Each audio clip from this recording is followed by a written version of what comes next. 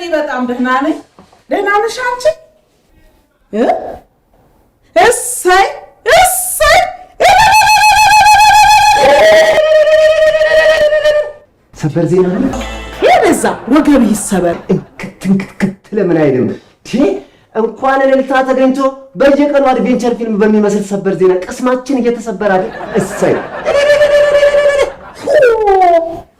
ኧረ ምን ይሄ ተስፉ እያደረቀኝ ነው። እሺ በቃ ይኸውልሽ መጥቼ እስክጠይቃት ድረስ እንኳን ማርያም ማረችሽ ብለሽ በይልኝ። ልጅ ተወልዶ ነው እንዴ? አይ ከመሬት በቅሎ አጸደነች እኮ ልጄ ሴት ልጅ በሰላም ተገላገለች ብላ ያለችኝ። በሰላም? አዎ በሰላም። በዚህ ዘመንማ በሰላም አትገላገልም። ድንገት የሆነ ቦታ ቦምብ ፈንድቶ በድንጋጤ አምልጧት ነው የሚሆነው። አንተ ገና ለገና ኮሽ ባለ ቁጥር ቅዘን ያመልጣልና ያረገዘ ሁሉ የሚያመልጠው መሰለ። ቦቅቧቃ እናቴ ቦቅቧቃም በይኝ በጭራቃም በይኝ አልሰማሽም። በዓለም የጠፋ ሰላም እሷን ለማዋለድ ሲሆን ከየት መጣ? ከየትም ይምጣ ከየትም እሷ ይኸው በሰላም ተገላግላለች። ቅር ካለህ ደግሞ ሄደና ጦርነት አስነስተህ ልጁን ወደ መጣበት መልሰው። እሺ ግድ የለም በአንዳንድ የዓለም ሀገራት ርዝራዥ ሰላም ስለማይጠፋ ከነሱ በኮንትሮባንድ አስገብታ ወለደችኝ ነው።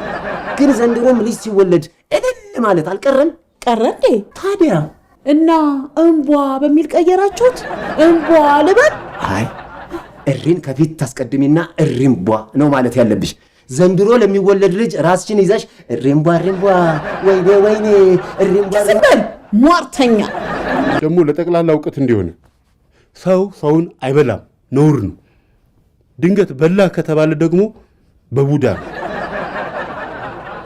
አረ ታዲያ እሺ ካለች ሂድና በቡዳ ብላታ። በስመ አብ ወወልድ ወመንፈስ ቅዱስ አሐዱ አምላክ። ኧረ እኔ ከዘሬ ቡዳ የለም። ደግሞ ለቡድነትም ዘር መምረጥ ጀመራችሁ። ጉድ እኮ ነው፣ የማታመጡት ነገር የለም። ለማንኛውም ትበላለች ማለቴ ካንተ ጋር ማች ታደርጋለች ወይ ለማለት ነው። ለሱ እርግጠኛ ነኝ። በምንድን ነው እርግጠኛ እንኳ? አንድ የጭቅ ኤክስፒሪየንስ የሌለ ሰውዬ እንዴት እርግጠኛ ልትሆን ቻልክ? የግድ እርግጠኛ ለመሆን እንዳንተ ማተራመስ አለብኝ? አዎ ገብተህ ከምትተራመስ መጀመሪያ ብታተራመስ ይሻላል። አይሻለኝም። ትዳር ምንም ኤክስፒሪየንስ አያስፈልገው። ለአንተ ይሁን ካላት ትሆናለች። ይኸውልህ ለማንኛውም ልብ ብለህ ስማኝ። አንተ ውሰደኝ፣ ልጅቷን ልያት።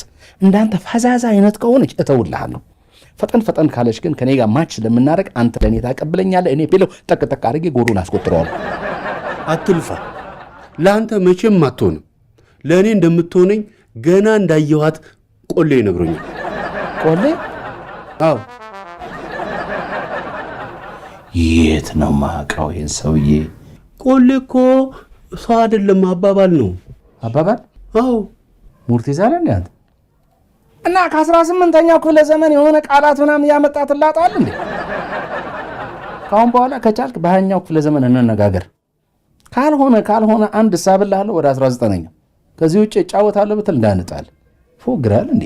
አሁን እኔን ለማሳጣት ነው እንጂ ይሄ ጠፍቶ ነው። ቆሌ ነገረኝ ማለት ትከሻዬ ነገረኝ ማለት ነው። ምን አይነት እንዳንተ ያለ ገገማ ትከሻ ነው ያለ? በእናትህ ለአንተ ከሚነግር ለቸኳይ ነግራት